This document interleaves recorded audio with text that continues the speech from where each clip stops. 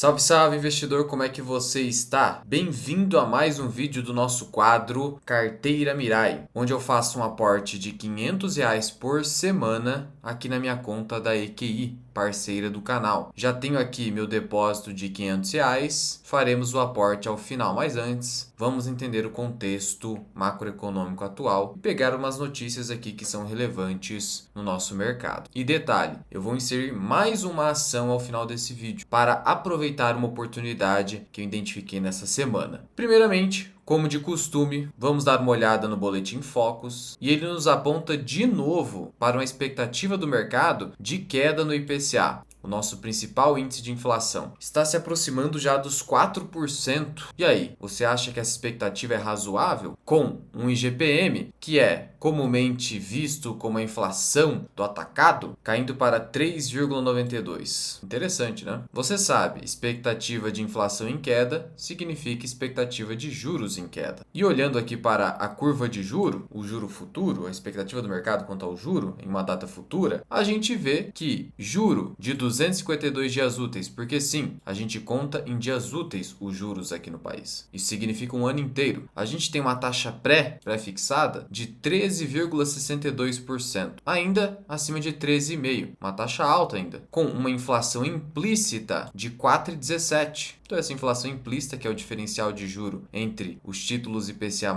e o pré, 4,17, está batendo ali próximo com a expectativa do mercado de 4,05. Só que a expectativa do mercado é de inflação crescente. Então você vai ver que está 4 e alguma coisa hoje, mas vai crescendo conforme o prazo vai se estendendo aqui desses títulos. Eu te pergunto, se é razoável? Eu entendo que sim. Por quê? Porque hoje a inflação brasileira está controlada principalmente por dois fatores: taxa cambial em queda desde o ano passado e juro muito elevado, que faz com que a atividade econômica decresça, desacelere, e isso faz com que a inflação fique mais controlada. Mas e quando o juro começar a cair no país? Aí haverá uma dificuldade de manter esse nível de inflação mais baixo. E olhando para o histórico no Brasil, a gente sabe que um nível de inflação desde o Plano Real médio fica muito próximo de 6% ao ano. Sim, 6% ao ano. 5% já é abaixo da média. Então a gente está bem abaixo da média. E dificilmente no Brasil a gente não vai ver uma regressão às médias. Então é esse tipo de visão que você precisa ter. E considerando o compromisso da gestão atual do Banco Central de controlar a inflação, eu entendo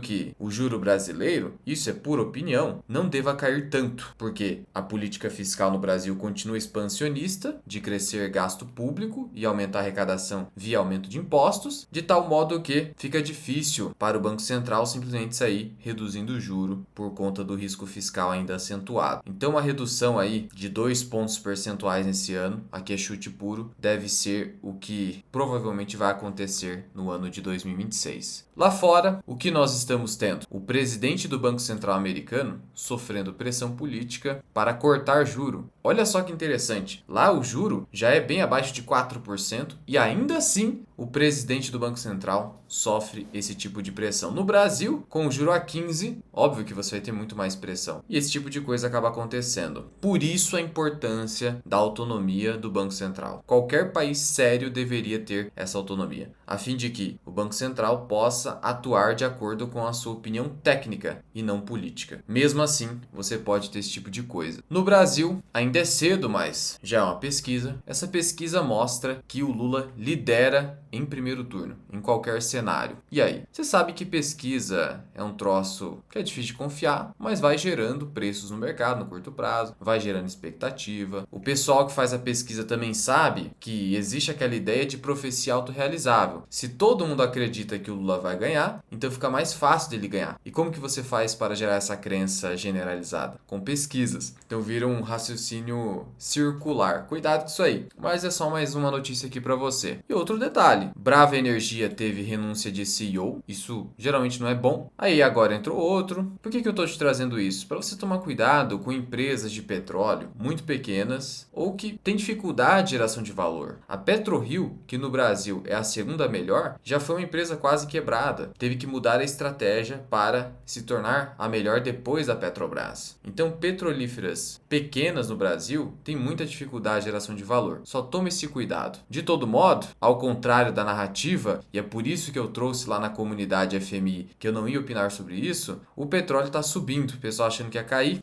por conta do Maduro, Venezuela, essa coisa toda, e segue subindo. Favorável para a Petrobras, favorável para a PetroRio e outras petrolíferas. Pô, Luan, mas estranho, né? A expectativa não deveria ser de queda, já que se a Chevron começar a explorar na Venezuela com mais intensidade, o petróleo poderia ter queda por conta de excesso de oferta? Pois é, mas esse aumento de produtividade na Venezuela depende de bilhões de dólares em investimentos, então é ainda algo bastante incerto. Então você deveria não ficar contando muito com isso, ao menos pelos próximos anos. E Ibovespa, na presente data, segue corrigindo um pouquinho, com o Bitcoin subindo quase 2%. E esse deve ser um ano, provavelmente, de uma performance melhor ou menos pior do Bitcoin em relação a 2025. Porque em 2025, enquanto você teve metais preciosos subindo fortemente, o Bitcoin foi um dos poucos ativos que caíram. Dos poucos. Então, simplesmente por regressão à média, nada mais você poderia ter o Bitcoin ou andando de lado ou até subindo nesse ano. Vamos acompanhar até o final de 2026. E aí, só mais uma questão aqui para você. Olha como que funciona o mercado financeiro. Capital World Investors eleva a participação na Vale. Eu fiz um vídeo recente de Vale, mas entenda, hoje é o momento para parar de comprar,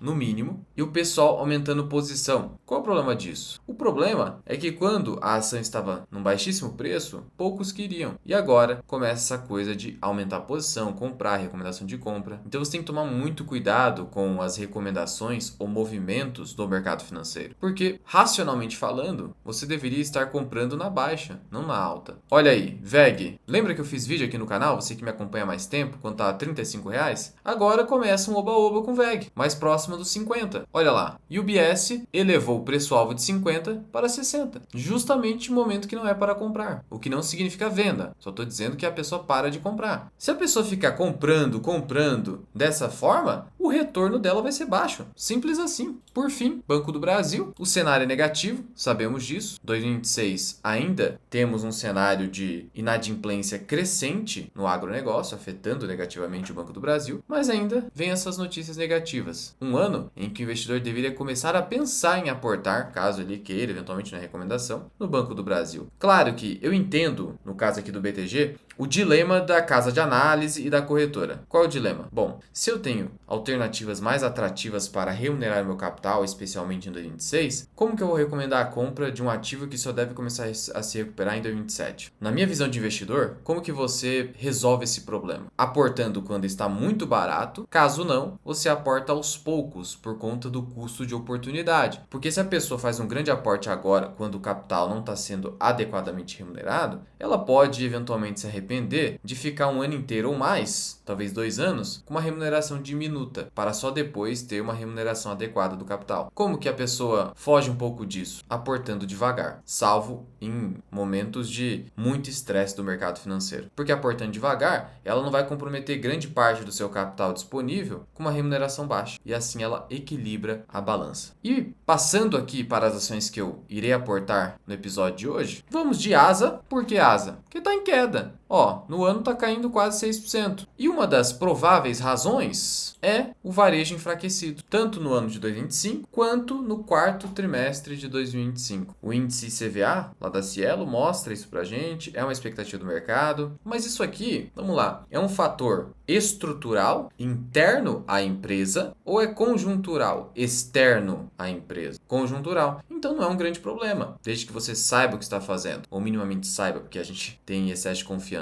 De tal modo que nada mudou em relação aos fundamentos que me fizeram comprar Arezzo, Asas, que é basicamente um case de oportunidade, porque a empresa está muito descontada, como eu já falei em outros momentos. Tem um vídeo até dedicado a Asas aqui, recente no canal. Isso aqui é dado de varejo de 25. Em 26, com mais renda no bolso das famílias por conta da isenção até R$5.000 e com a expectativa de queda do juro brasileiro, você tem um cenário mais favorável, mas o mercado está batendo por conta de um resultado que não deve vir tão bom assim no quarto trimestre em relação ao varejo como um todo. Mas, no caso, eu estou olhando para 26, não o que aconteceu em 25. De tal modo que vou aumentar a posição na Asas. Por que eu não faria isso? já que na minha visão a ação segue bastante descontada. Além disso, quando eu venho aqui na minha carteira, eu vou até separar aqui por saldo, a Asas, resultado com proventos, está negativo em 4,5%, Banco ABC só 0,4%, então vou dar preferência mesmo que a ação seja o topo aqui da carteira. Em cripto, eu estou com um pouco de lucro, então não vou comprar. BB Seguridade, prejuízo pequeno. Klabin, lucro. Banco do Brasil, prejuízo ainda não é tão considerável. Vamos pegar Asas, que é o maior prejuízo. Ó. Vamos fazer um aporte inteligente. PetroRio já está com lucro bacaninha. E com o petróleo subindo, dificilmente vai declinar tão cedo. Suzano, olha só, pegamos um bom preço. Até gostaria de aportar mais. Podemos esperar isso para um outro momento, mas é oportuno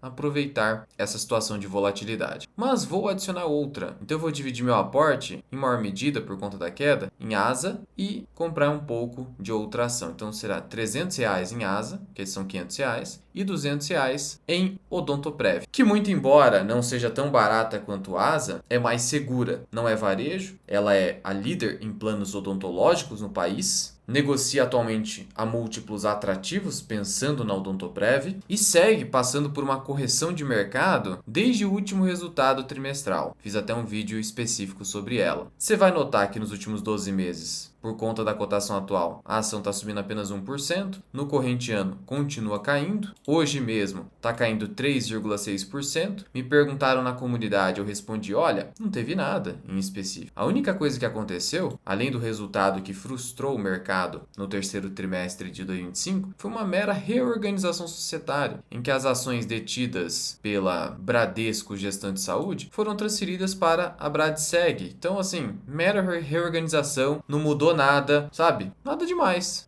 Veja que a correção começou em setembro, como eu falei, já caiu 20%. No preço atual, Odontoprev negocia com uma taxa interna de retorno próxima de 15%. O que pode parecer pouco para uma Selic a 15%, mas primeiro, quem que ganha Selic líquida, 100% do CDI líquido? Você tem alguma LCI ou LCA que paga isso? Se você tem, me avisa que eu quero também. E outra, com expectativa de queda do juro, as ações se tornam mais atrativas e aqui é uma ação muito segura, muito redonda. Negociando com esse tipo de retorno embutido a longo prazo, eu vejo com bons olhos, particularmente. É uma empresa controlada pelo Bradesco e os institucionais não largam o osso. 41% estão com os institucionais. Lembrando que, conforme a minha explicação a respeito da queda nas ações, veio simplesmente porque houve um pico de sinistralidade nos planos odontológicos corporativos, que é a maior parte da receita da Odontoprev, mas porque a base comparativa, que foi o terceiro trimestre de 2024, foi uma base injusta, em que a sinistralidade caiu consideravelmente. Então houve uma simples normalização, de tal modo que o mercado pode ter exagerado, na minha opinião. E de novo, eu estou olhando para o retorno exigido. 15%, cara, numa ação como essa, me parece um bom negócio. Mas de novo, talvez você queira 20%, então não faz sentido para você. Mas 20% você acaba exigindo daquelas empresas mais arriscadas, tipo uma Petrobras, por exemplo, ou qualquer outra estatal, Banco do Brasil, etc, etc. Mas uma empresa puramente privada, negócio redondo, receitas crescentes, tudo redondinho, olha só, vou em contábil aqui para você ver. Ó, bonitinho, né? Bonitinho. Isso aqui, ganhar 20% seria um sonho, mas é muito difícil. Você teria que ter a ação caindo aí abaixo de 10, 9, alguma coisa, uns 9,50. Poderia acontecer? Poderia, né? Ah, ó, já foi 7, calma, isso aqui é cotação ajustada, vai na padrão, aí você vai ver. Em 22 foi uma grande oportunidade, mas afora 22, você não teve, né? Você pode esperar, como não pode, a gente vai fazer o nosso aporte aqui e garantir pelo menos um quero-quero na Odontoprev. Então vamos aqui aos aportes na minha conta da EQI, parceira do canal Mirai Invest. Sim, é uma corretora muito parecida com o BTG. O BTG é sócio dessa corretora. E qual é o diferencial da EQI? Um atendimento superior ao BTG. Então, se você quer uma corretora com as mesmas ferramentas do BTG, que hoje já é praticamente o líder de mercado, mas com atendimento